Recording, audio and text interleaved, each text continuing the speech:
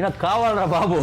మనం వేస్ట్ అనుకునే ఈ ఎగ్షెల్స్ చక్కగా తినొచ్చు తెలుసా? ఎలా చేయాలో నేను చెప్తా. ఈ ఎగ్షెల్స్ ని మంచిగా సొన పోయేలాగా క్లీన్ చేసి 15-20 మినిట్స్ బాయిల్ చేయాలి లేదా ఓవెన్ లో హీట్ చేయాలి. అవి చల్లారిన తర్వాత మంచిగా ఒక ఫైన్ పౌడర్ చేసుకోవాలి మిక్సీలో. Eggshell contains about 95% of calcium carbonate. Every gram of shell powder contains up to 380 to 400 mg pure calcium. ఈ పౌడర్ మనం చక్కగా smoothies, coffees, teas, juices, idli, dosa దేనితోనైనా కలిపి తీసుకోవచ్చు హ్యాపీగా. కాల్షియం డెఫిషియన్సీ అంటూ డాక్టర్ల చుట్టూ తిరగకుండా మనకు కావాల్సిన కాల్షియం రిక్వైర్మెంట్ ని ఎగ్షెల్ పౌడర్ ఇంటేక్ ద్వారా పొందాలి. చాలా మంది నాకు వీడియో పంపించారు ఇది అసలు సేఫా కాదా అని చెప్పి.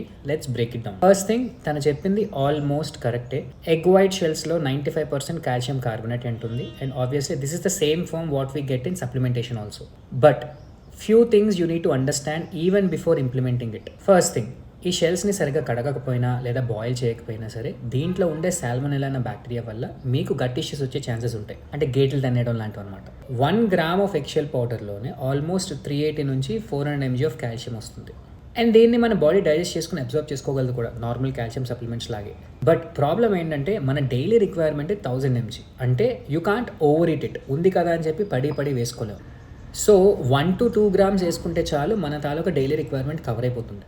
బట్ అలా అని చెప్పి మన ఎగ్షెల్ పౌడర్ ఒకటి తింటూ కూర్చోం కదా. ఆబ్వియస్లీ పెరుగు, పాలు, మీగడ, రాగి, లీఫీ వెజిటేబుల్స్ ఇట్లాంటివన్నీ తింటూ ఉంటాం కాబట్టి దాని నుంచి వచ్చే కాల్షియం కూడా యాడప్ అయ్యి ఓవరాల్గా మనకి ఓవర్ డూ అయ్యే ఛాన్సెస్ ఉంది.